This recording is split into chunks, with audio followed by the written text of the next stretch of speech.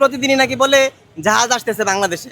তো এত জাহাজ আসলে তেলের দাম বাড়ে কেন? 5 ঘন্টা হয়েছে আমি সিরিয়াল শুধু তেল নিব, সামনেও এরকমই থাকে, সেই ক্ষেত্রে তো অবশ্যই মানুষজন নামা উচিত, নামবে আমি মনে করি। কারণ এক রাতারাতি তেলের লিটার 15 টাকা 20 টাকা বাড়ার কোনো যুক্তি থাকতে পারে না এই বাংলাদেশে।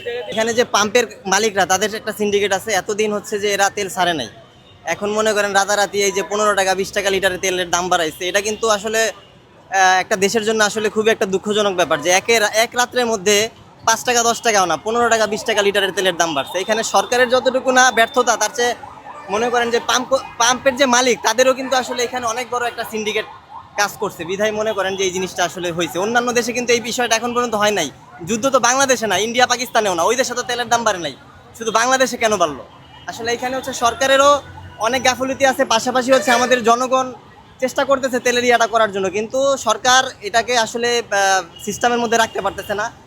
এবং হচ্ছে যে আপনার যে পাম্প মালিকরা, তারাও আসলে এই জিনিসটাকে ধরে রাখছে। আজকে এক রাত্রে কিভাবে 15 টাকা 20 টাকা লিটারের তেলের দাম বাড়ে? আপনি হিসাব করেন, এক ব্যারেল তেল যদি কোনো মালিক আটকে রাখে, সে এক রাতারাতি মনে করেন কোটিপতি। অথচ আমরা যারা দিনে আনি দিন খাই, মনে করেন এখন 5 লিটার তেলে 100 টাকা বেশি দিতে হইতেছে। যারা পাঠাও চালায়, যারা দিন নেওয়া দিন খায়, এই যে 5 ঘন্টা হয়েছে আমি সিরিয়াল শুধু তেল নিব।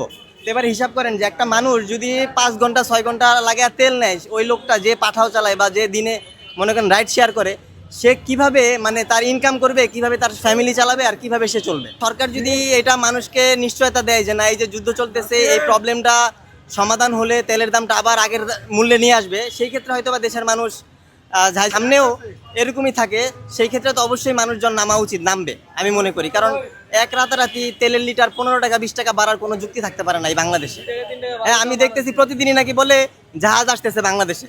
তো এত জাহাজ আসলে তেলের দাম বাড়ে কেন? কারণটা কি? আসলে কি ওটা কি একটা সিন্ডিকেট? জাহাজ আসতেছে, এটাও কি মানুষের বুঝাইতেছে সরকার, না কি করতেছে, এটা সরকারই ভালো জানে আসলে।